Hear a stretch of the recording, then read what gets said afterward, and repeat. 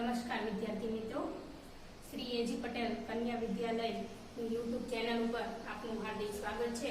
આજે આપણે ધોરણ 10 અને વિષય આપણો સમાજ એની આપણે ચર્ચા કરવાના છીએ અને આજનો આપણો વિષયાંક છે કુદરતી સંસાધનો। એટલે આપણે આગળનો જે વિડિયો છે એમાં કુદરતી સંસાધનો કોને કહેવાય, ખરેખર સંસાધન શું છે, આપણે સંસાધનને ખરેખરી સંસાધન કઈ રીતે બને છે, બરાબર, એની આપણે ચર્ચા કરી હતી।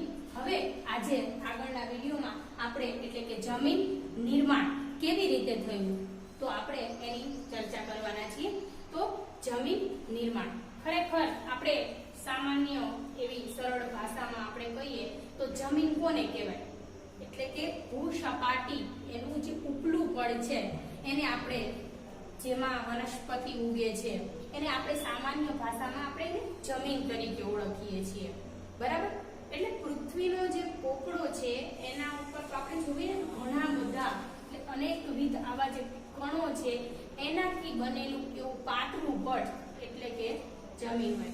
એમાં આપણે જોઈએ તો ખનિજ હોય, ભેજ હોય, એમાં માટી હોય, ખાદ્ય પદાર્થ હોય, હવા હોય, આ બધા તત્વો છે એની અંદર ભળેલા હોય છે, બરાબર।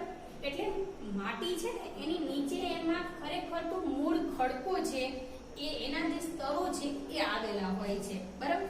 અને જ્યારે એ જે મૂળ ખડકોનું જ્યારે ખવાણ થાય એટલે કે ઘસાય, તૂટે, બરાબર, અને જ્યારે ધોવાણથી આ બધા જે પદાર્થો છે એ ભળી જાય, પોહવાઈ જાય ત્યારે જે બને છે એ જમીન બને છે, બરાબર। એમાં ભેજથી લઈને અવશેષો, ધૂળ, માટી, કચરો, રજકણ આ બધા જ જે તત્વો છે એ આવેલા હોય છે, બરાબર। એટલે એમ કહી શકાય કે કુદરતી જે તત્વો છે એનું જૈવિક મિશ્રણ એટલે જમીન હોય છે। એટલે આપણે જમીનની પરિભાષા જોઈએ તો સૌથી એના જમીનની ઉપરની સપાટી પર એને જમીન કહી શકાય છે। એમાં ઘણા બધા ખનિજ દ્રવ્યો જે છે, ક્ષારો છે એ બધા આવેલા હોય છે।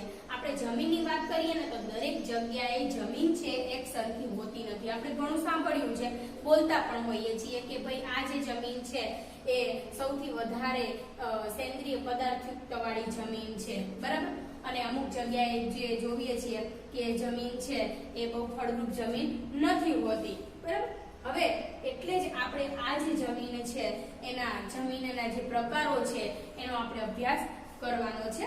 અત્યારે આપણે જોઈએ ને તો જમીનના આપણે કુલ 8 જે પ્રકારો છે રહેલા છે। એમાં પહેલું કાંપની જમીન, બીજી રાતી જમીન, ત્રીજી કાળી જમીન, ચોથી લેટેરાઇટ જમીન, 5 રણ પ્રકારની જમીન, 6 પર્વતીય જમીન, 7 જંગલ પ્રકારની જમીન અને 8 દલદલ કે પીટ પ્રકારની જમીન। એમાં પહેલું જે પ્રકાર છે જમીનનો એ કાંપની જમીન। તો ખરેખર કાંપની જમીન કોને કહેવાય તો આપણે જોઈએ કે આપણો ભારતનો જે કુલ ક્ષેત્રફળ છે એમાં એમ કહી શકાય કે લગભગ 43% જમીન એવી છે કે જે કાંપની જમીન છે।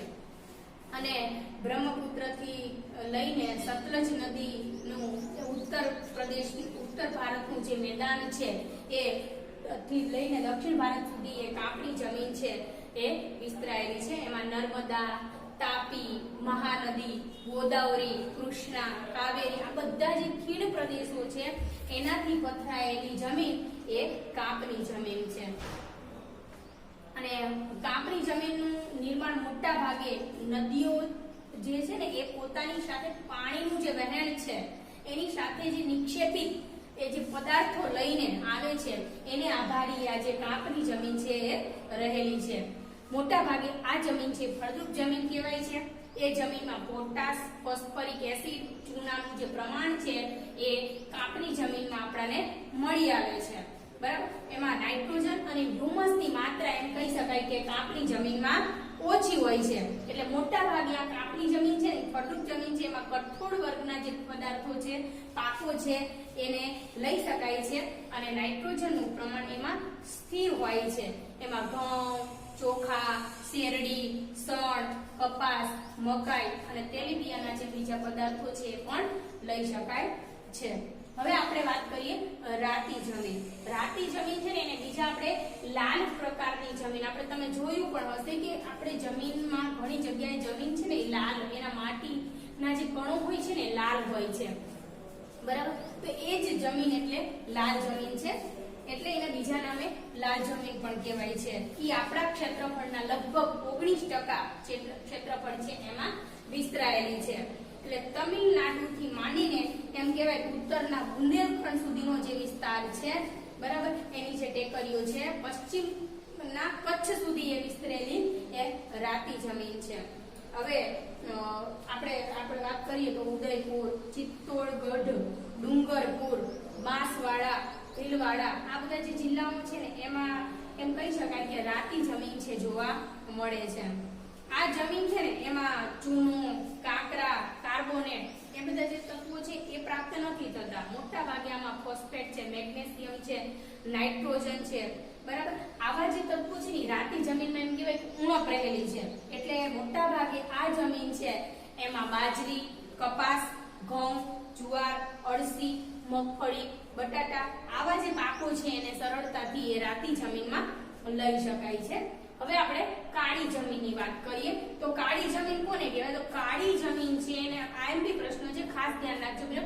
કાળી જમીન છે એને રેગુર તરીકે પણ ઓળખવામાં આવે છે. આપણો જે ભારતનો જે કુલ ક્ષેત્રફળનો જે વિસ્તાર છે એમાં 15% જે ક્ષેત્રફળ છે એમાં એ કાળી જમીન જોવા મળે છે. એટલે દક્ષિણ વિસ્તારનો જે છે એ લાવાથી પથરાયેલો હોય છે. એટલે મહારાષ્ટ્ર, પશ્ચિમ મધ્યપ્રદેશ, આંધ્રપ્રદેશ, કર્ણાટકનો અમુક ભાગ છે એવી જગ્યાએ કાળી જમીન જોવા મળે છે. આપણે ગુજરાતમાં વાત કરીએ તો ગુજરાતમાં પણ ઘણી બધી જગ્યાએ કાળી જમીન છે. એટલે સુરત, ભરૂચ, નર્મદા, વડોદરા, તાપી, ડાંગ આ બધા જે જિલ્લાઓ છે ને દરેક જગ્યાએ કાળી જમીન છે જોવા મળે છે. એટલે આમાં કાળી જમીનમાં છે મોટા ભાગે આબોહવા છે ને એ આબોહવાની ભૂમિકા મુખ્ય જો હોય છે. એમાં લોહ, ચૂનો, calcium, potash, aluminium, magnesium, carbonate આ બધા જે તત્વોનું જે પ્રમાણ છે એ કાળી જમીનમાં સૌથી વધારે રહેલું છે. એટલે એમ કહી શકાય કે કાળી જમીન છે ને સૌથી ફળદ્રુપ જમીન છે, કારણ કે એની અંદર ભેજ સંગ્રહણ કરવાની શક્તિ સૌથી વધારે હોય છે. અને જ્યારે ભેજ સુકાય ને ત્યારે તમે પોતે જોવેલું હશે બેનો કે એની ભેજ સુકાયા પછી એ જમીન છે એમાં તિરાડો ફાટી જાય છે. એટલે આ પ્રકારની જમીન છે એમાં અળસી, કપાસ, સરસવ, મગફળી, તમાકુ, અડદ, બીજા કઠોળ વર્ગના જે પાકો છે એ સરળતાથી લઈ શકાય છે. એટલે મોટા ભાગે કપાસના પાક માટે સૌથી કાળી જમીન છે સૌથી વધારે અનુકૂળ હોય છે. એટલે એને બીજા નામે કપાસની કાળી જમીન તરીકે પણ એને ઓળખવામાં આવે છે, બરાબર, અથવા તો એ કપાસની જમીન તરીકે પણ એ ઓળખવામાં આવે છે. હવે આપણે વાત કરીએ લેટેરાઇટ જમીન અથવા તો પડખાઉ જમીન. આ જમીનનું નામ લેટેરાઇટ કેમ પડ્યું? કારણ કે લેટિન ભાષાનો શબ્દ આ જે જમીનનું નામ છે ને એ લેટિન ભાષાના શબ્દ જે લેટર છે એના એટલે કે ઈંટ એના ઉપરથી એમ કહેવાય છે કે રાખવામાં આવેલો. એટલે એ ઈંટનો રંગ જે લાલ હોય છે, બરાબર, લો ઓક્સાઇડના કારણે એના કારણે આ જમીન છે એને લેટેરાઇટ જમીન પણ કહેવામાં આવે છે.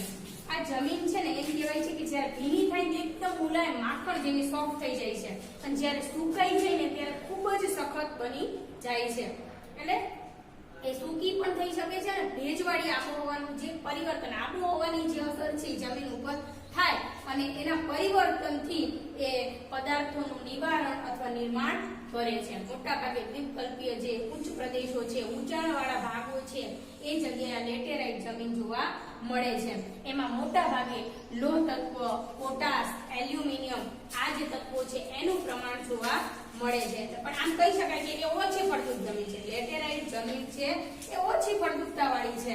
એમાં જ્યારે આપણે ખાતર નાખીએ ત્યારે એમાં કપાસ, ડાંગર, શેરડી, ચા, કોફી, કાજુ આ બધા પાક છે એ લઈ શકાય છે.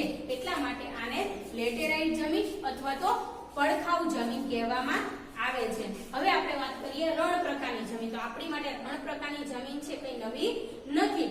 જમીન આ જે જમીન છે એને આપણે ઓળખીએ છીએ કારણ કે આ જમીન કેવી હોય છે? સૂકી અથવા સૂકી જે આબોહવા છે એવી પરિસ્થિતિમાં એ જોવા મળે છે. એટલે આપણે બધાને ખબર છે કે રેતાળ જમીન છે ને એ ઓછી ફળદ્રુપ જમીન છે, બરાબર. એમાં જે દ્રાવ્ય ક્ષારો છે એનું સૌથી ઓછું પ્રમાણ હોય છે. એટલે મોટા ભાગે આ રાજસ્થાન છે, હરિયાણાના અમુક વિસ્તારો છે, દક્ષિણ પંજાબના અમુક વિસ્તારો છે, એવી જગ્યાએ આ જે છે એ રણ પ્રકારની જમીન જોવા મળે છે. અમુક ઉત્તર ગુજરાતમાં અને સૌરાષ્ટ્રના કેટલાક વિસ્તારોમાં પણ એ રણ પ્રકારની જમીન જોવા મળે છે. પણ અત્યારે જે રણ પ્રકારની જમીન છે એમાં પણ આપણે જ્યારે સિંચાઈની સુવિધાઓથી આપણે બાજરી છે, જુવાર છે એવા પાકો છે લઈ શકીએ છીએ. હવે આપણે વાત કરીએ છીએ પર્વતીય જમીન. હવે પર્વતીય જમીન છે મોટાભાગે હિમાલયના જે ખીણના વિસ્તારો છે, ઢોળાવવાળા જે ક્ષેત્રો છે, એમ કહી 2700 મીટર થી લઈને 3000 મીટર સુધીની જે ઊંચાઈ છે એવી જગ્યાએ આ પર્વતીય જમીન જોવા મળે છે. એમ એનું સ્તર ખૂબ જ પાતળું હોય છે અને અપરિપક્વ હોય છે, બરાબર. જેમ કે અસમ છે, દાર્જિલિંગની ટેકરીઓ છે, ઉત્તરાખંડનો અમુક વિસ્તાર છે, હિમાચલ પ્રદેશ છે, કાશ્મીર જે છે, બરાબર. આ જગ્યાએ પર્વતીય જમીન જોવા મળે છે.